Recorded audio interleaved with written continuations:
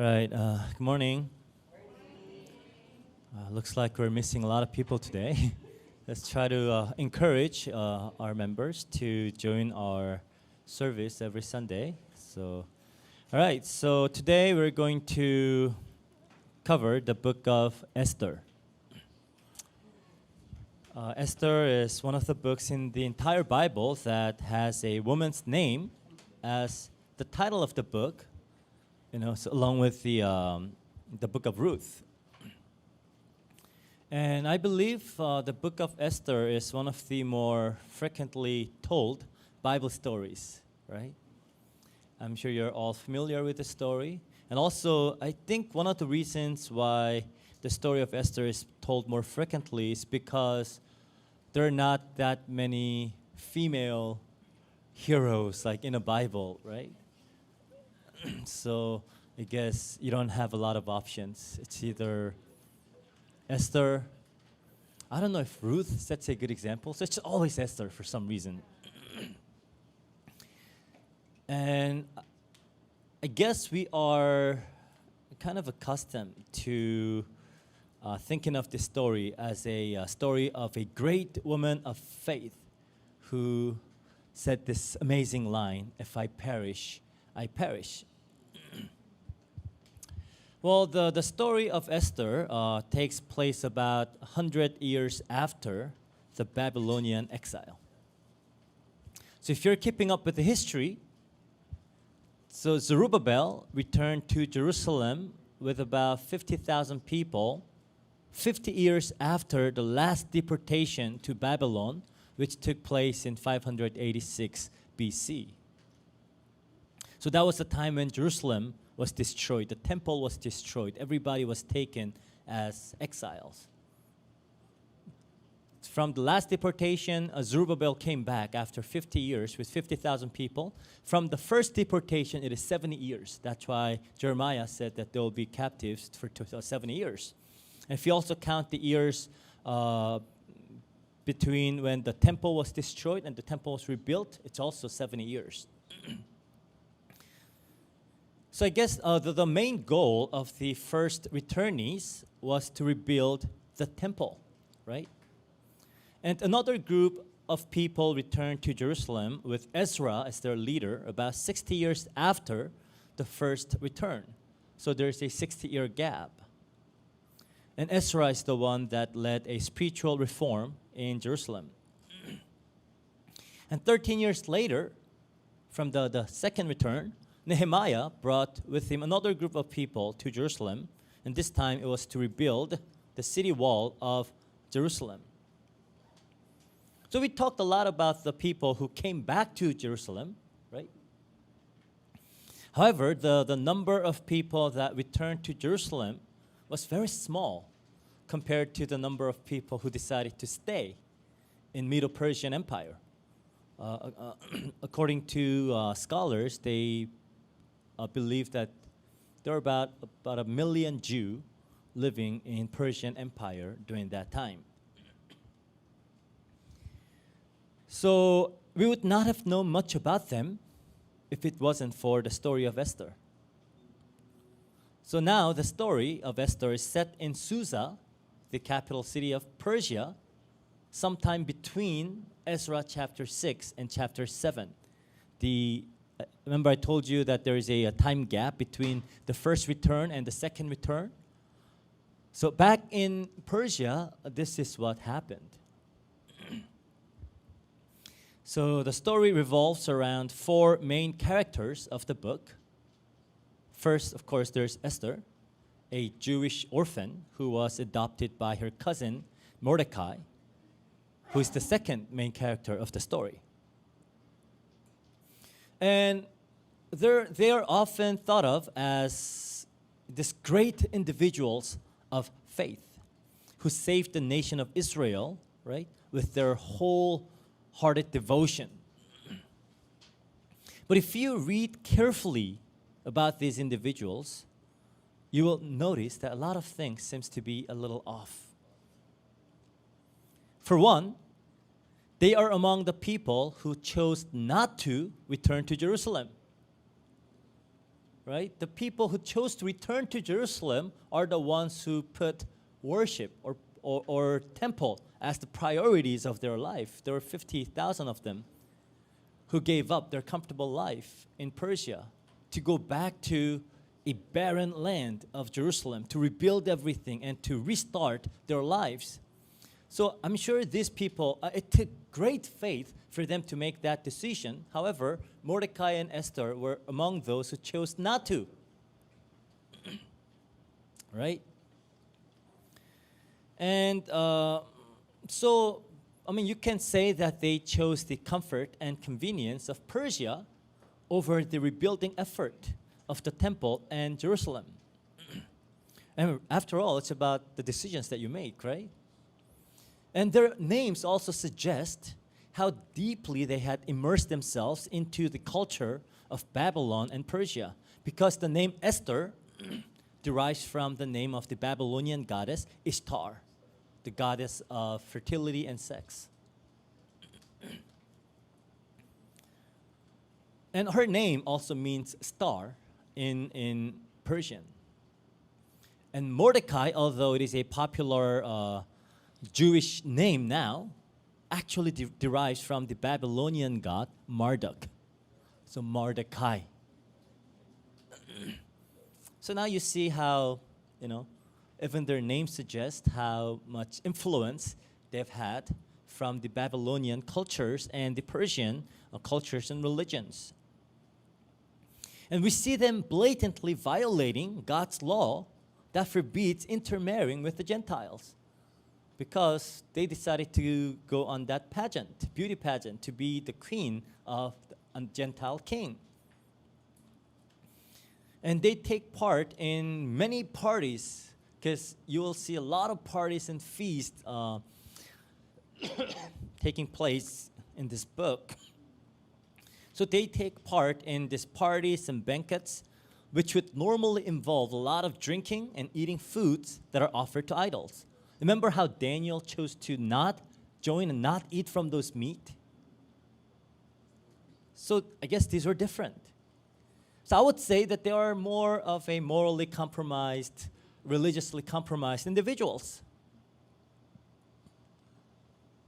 I don't know, maybe I'm shattering your image of Esther. Like you've always thought she was a great woman. But I don't know, the evidences suggest otherwise. And what's more, they do not mention God even a single time throughout the entire book. In fact, Esther is one book that does not mention God at all.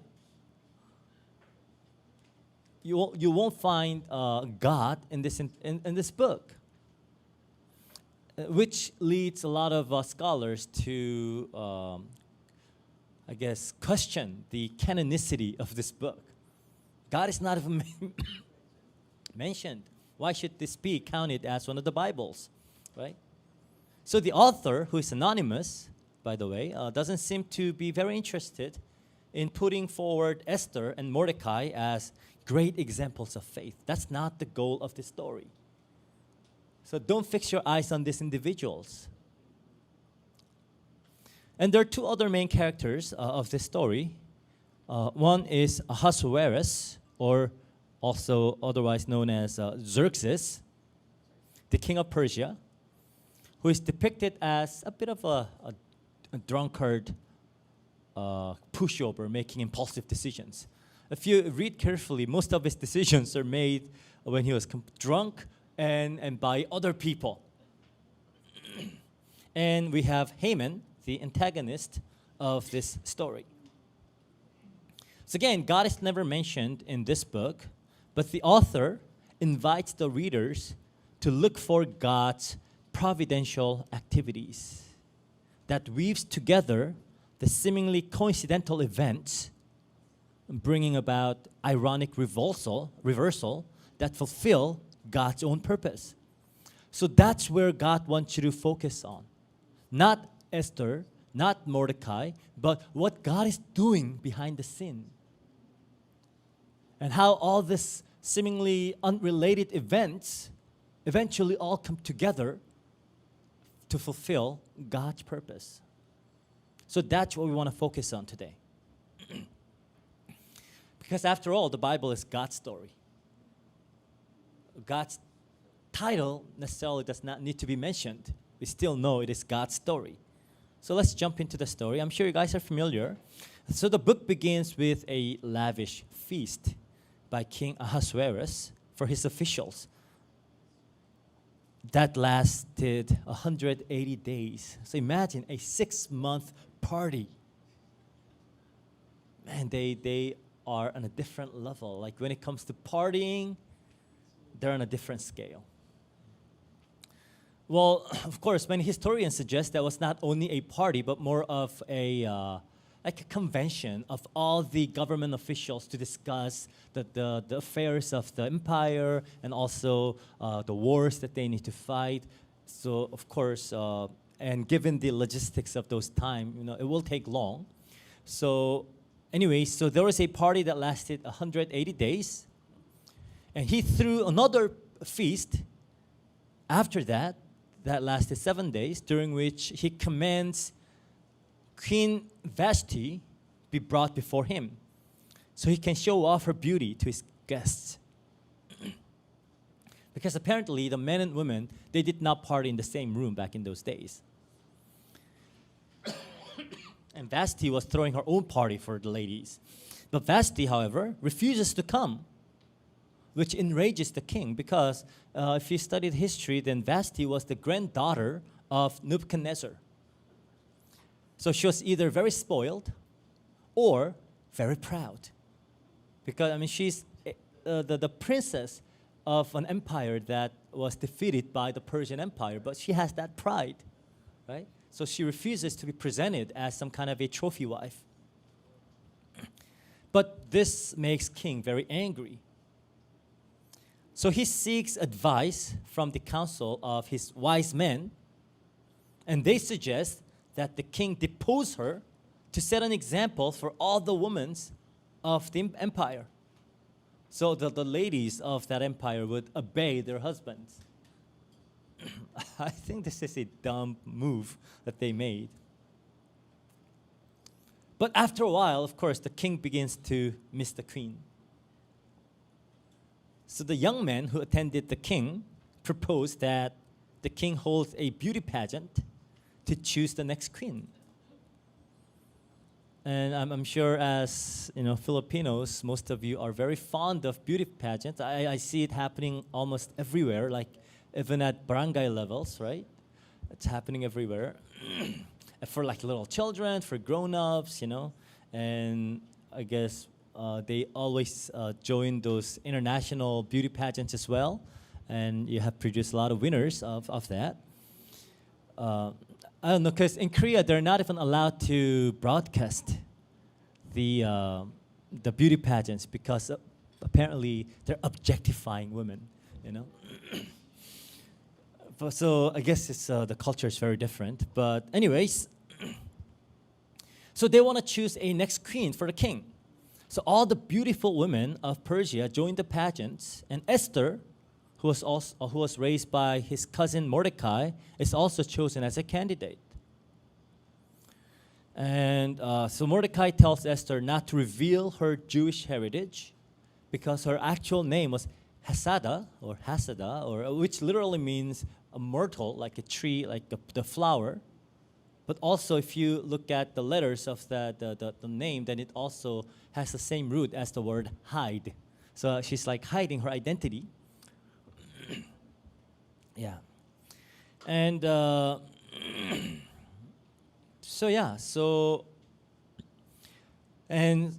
she hides her Jewish identity, and and Mordecai seems to be very eager to make Esther the queen. So he walks in front of the court of the harem to learn how Esther's doing every day, like always going there checking out like how Esther's doing. Is she winning the pageants? Like how higher up is she reaching? Like, so she's just checking. Yeah. So after 12 months of intense beauty care, I'm sure this is something that all women want, 12 months of just beauty care, skin care, perfuming, and everything. So talk about pampering, right? Esther wins the pageant, And the king throws another feast for Esther. And after that, now out of nowhere, we see Mordecai sitting at the king's gate, which suggests that he was one of the judges. So it was probably a position he won after Esther became the queen. And maybe that was why he was so eager to make Esther a queen. And as the judge, like sitting at the gate, he overhears this conversation of king's eunuchs plotting to assassinate the king. So he reported that to the king.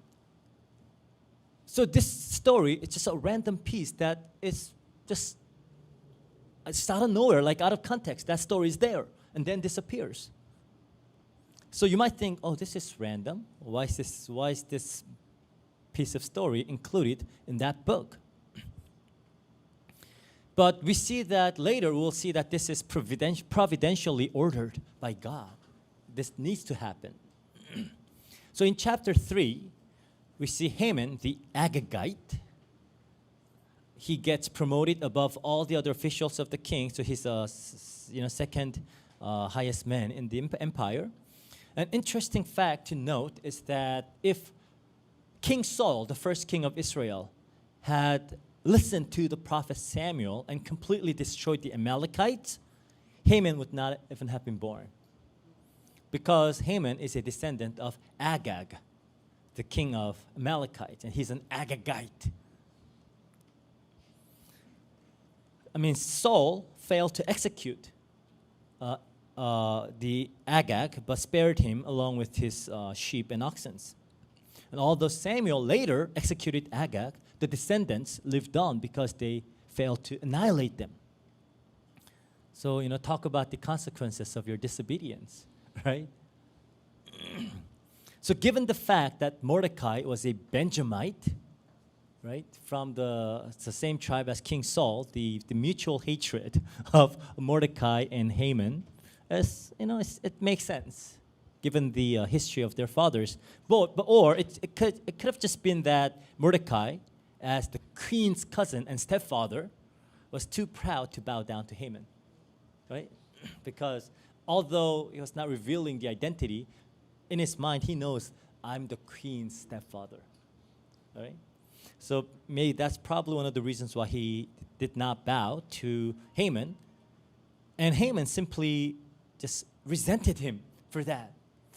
I don't know, maybe he grew up with some kind of a pride issue that just seeing this one man not bowing down to him just got to him so much. So Mordecai refuses to bow down to Haman, and Haman is enraged that he goes to the king and try to convince him to issue a decree that not only Haman but all Jews should be killed. Which king, he agrees. He agrees to issue that decree. And you might wonder why the king would agree to such a violent proposal. But Haman promised 10,000 talents of silver, which would be equivalent to about 2/3 of their annual income of Persians. Of course, this would come from all the plunders that they would get from the Jews. Because Jewish people, if there's one thing that they're really good at is making money. So I'm sure they were also very rich during that time. And it was also during the time that Persia was fighting important wars in the West Front, and they needed a lot of money. I mean, the Battle of Thermopylae, I'm not sure if you guys are familiar with it. It's the battle that was featured in the movie 300. So does it ring any bell? Actually, Ahasuerus, Xerxes, is the guy. The guy with all the chains and, it's the same guy. Interesting, right? How the biblical history and the secular history ties together. Although the war against the 300 Spartans, they won. The Persians won, as you know from the movie, but they had a significant damage, and it costed them a lot of money. So I guess that's why king agreed. I mean, they needed to fight a lot of wars. This was a time during during the time when the Greeks were rising from the west. So they need to protect their borders, and they needed more money. So the king agreed. So they cast a lot, or in other translations, they rolled the dice, basically the same thing, which in the lot in Hebrew is the word por. Later, that's why the day Purim is from that word. So they cast lot to determine the date of the annihilation of the Jews. And they get the 13th month of Adar, which means that the Jews had about 11 months to live. So they were, of course, very sad. They're crying and they're sad. Then the king and Haman, they have a drinking party to celebrate this decision. Just terrible story. And now the focus of the book turns to Mordecai and Esther. Upon finding out about the plan to destroy the Jews, Mordecai urges Esther to use her position as queen to plead with the king on behalf of her people. At first, Esther is reluctant because she knows that approaching the king without being summoned is punishable by death. Even if you're the wife, you cannot approach king without him summoning you. This was to protect the king, of course, and also to kind of give this idea that the king is somehow very separate, very set apart, very different, that he's an entirely different being. So they use those techniques to somehow defy their kings. But anyways, so Esther at first is reluctant. If I approach him, I might die. But Mordecai reminds Esther that she too will be a target if she remains silent because she's a Jew too, right? Then Mordecai says something very important, which I believe is the key verse of this book. It's found in the book of Esther, chapter 4, verse 14. It says, "For if you keep silent at this time, relief and deliverance will rise for the Jews from another place, but you and your father's house will perish. And who knows whether you have not come to the kingdom for such a time as this." So as compromised as he was, he somehow still has this faith, and he trusts that God will deliver them, that deliverance will come for sure. If not Esther, then from some other source. But Esther, being in a position of queen, can be one way God delivers his people. So basically he's saying, maybe you became the queen for this purpose, to save your people.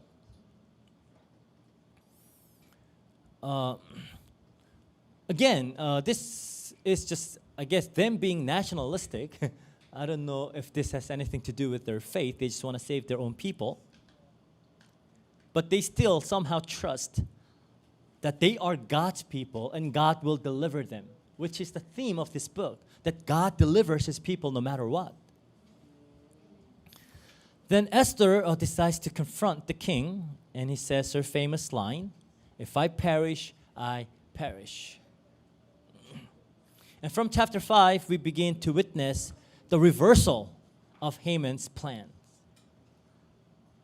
So Esther bravely approaches the king and invites him, and Haman as well, to a party, to a banquet that she has prepared. And at the banquet, the king offers to grant Esther any request she desires, anything you want, even half of my kingdom, I'll give it to you. But Esther remains silent.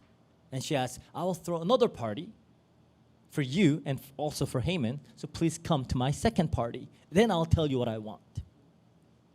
So Haman feels all special, right? That he's the only one invited to the queen's banquet along with the king. So he's in high spirit, he returns home, and on his way he sees Mordecai, and it ruins everything, right? Because again, Mordecai's not bowing down to him. So that good, pleasant, happy mood is gone. He's furious again. And he complains to his wife and his friends about Mordecai, and they give him an idea. of hanging, like setting up a gallows and like in his backyard and hanging him there. So they wanted to build a gallows 50 cubits tall. And although the translation says gallows and hanging, the original language and their culture suggests impaling a person on a stake. So it's not just a gallows, but a pointed stake, and impaling that person, just putting that person. So like those kebab, like except that it will be a person. A very violent scene. I don't know why I thought of kebab all of a sudden, but I mean, you get it, right? You get the picture. But a very interesting turn of an event happens that night when the king couldn't sleep. And he had a servant read to him from the royal chronicles. And he learned that Mordecai saved his life by exposing an assassination plot, but he was never rewarded for that. So the next day, as Haman was entering the king's court to discuss his plan to kill Mordecai, the king asked Haman how he should honor a man that he delights in. And assuming the king was talking about himself, Haman says, okay, the king should clothe the man with a royal robes and have him ride the king's horse with a royal crown, and have one of your highest officials, noble officials, lead him on horse through the squares of the city. That would be best way to honor this man. Because that's, like he wants to be on king's horse, king's crown, But it turns out that the man was Mordecai, and Haman ended up being the man leading him on a horse around the square. So he's humiliated, right? But this is a foreshadow of their destiny. So now he's mortified. And he again goes home and complains about this to his friends and his wife. When one of the eunuchs of the king came and told him, okay, the queen's party is going to happen soon, so you have to be there. So he now goes on his way to join the second banquet. And it is there that Esther finally reveals her Jewish identity and how Haman is trying to kill her along with all the other Jews. So the king is upset, right? And he tries to clear his mind. He tries to get some fresh air. So he's now out in the balcony. And then Haman falls on Esther's couch, begging for his life. But from where the king was looking, it looked as though Haman was making a pass on her. So this makes her even more furious that the king orders Haman be executed immediately. It was on the very stake that he had prepared to kill Mordecai that he was executed. So he became the kebab, not Mordecai.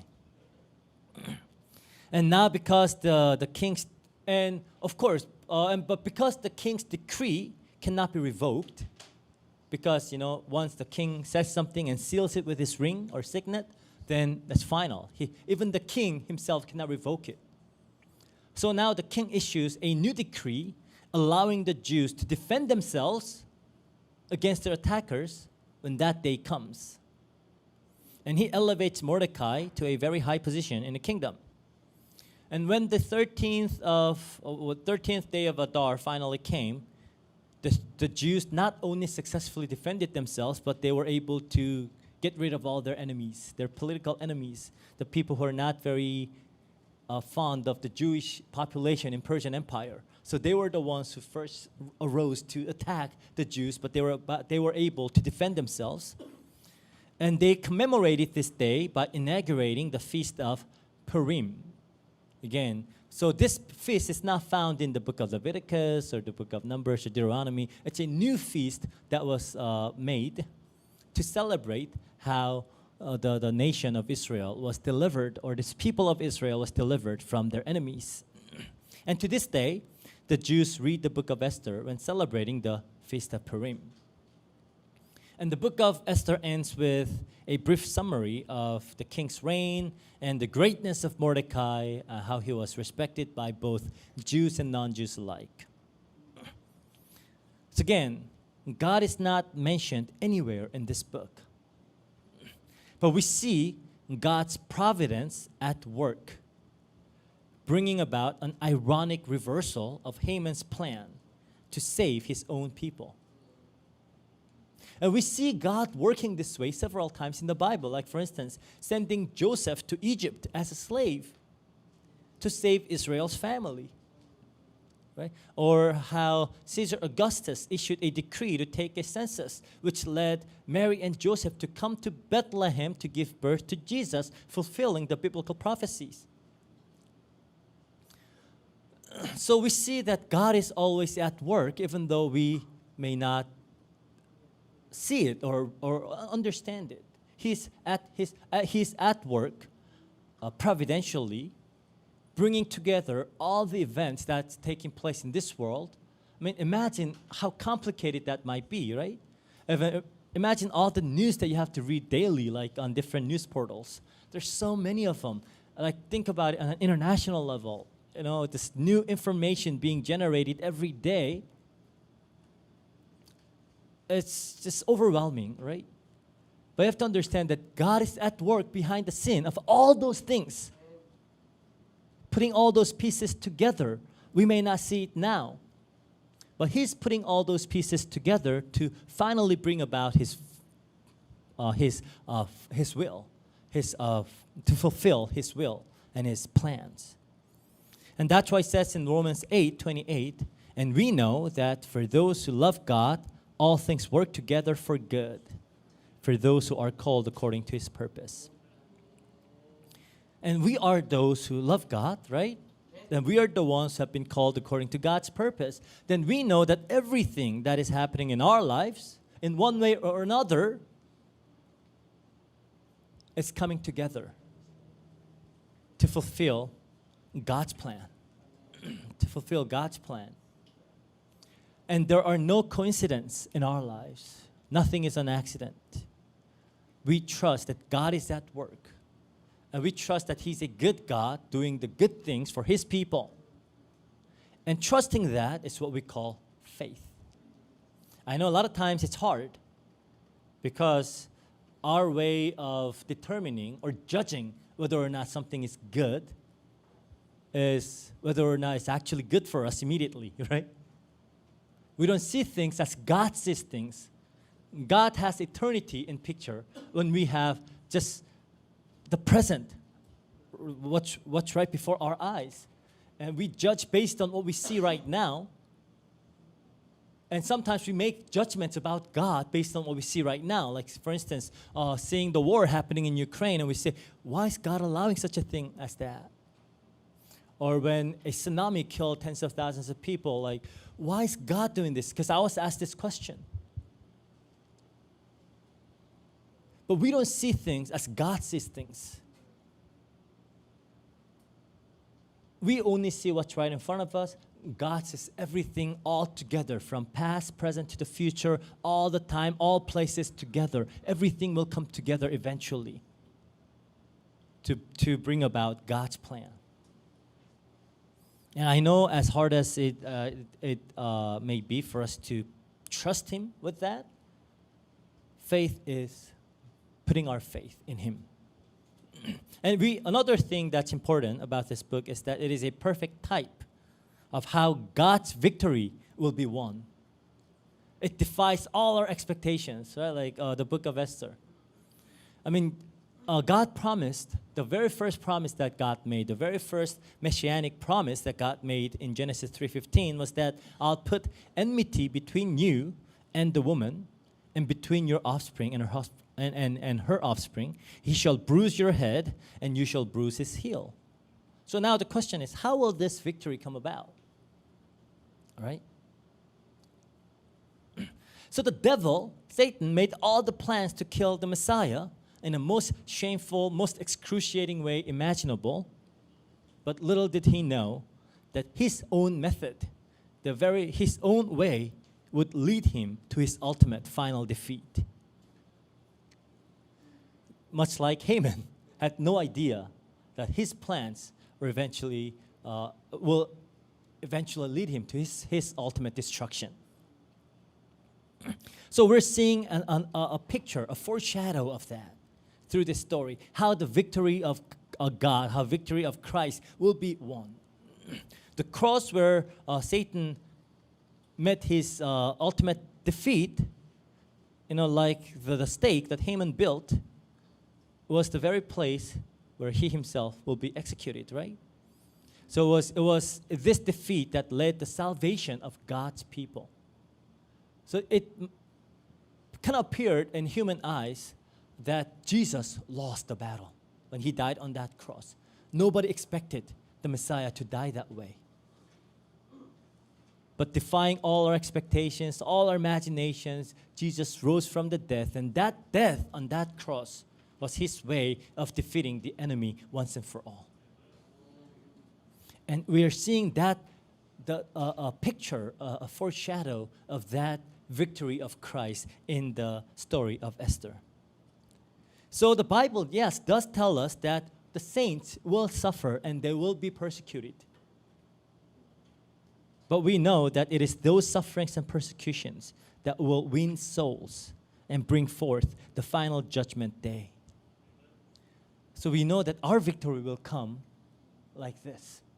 In the eyes of the world, it may appear as though we are the ones losing. But God is a master director. He's such a good storyteller. He writes such good scenarios and plots that even though it may appear in the most unexpected, most ironic way, our victory will come. And through that, we'll be able to save souls. Much like Jesus saved souls, much like Esther and Mordecai were able to save their fellow Jewish people. So this is what we take away from the story of Esther. So let's close in prayer. Dear Father, we thank you that you work in a providential way in our lives. And we don't always understand why you do what you do, Lord, but we ask that you would give us faith that you are leading us to victory and you're leading us to a place where we can save and bring many people to your salvation. Lord, we ask that you would give us your wisdom to not only see this through the scriptures, but put our faith in you that what you're doing is right. And we also thank you for the victory that you have won for us and the same victory that we get to enjoy, Lord.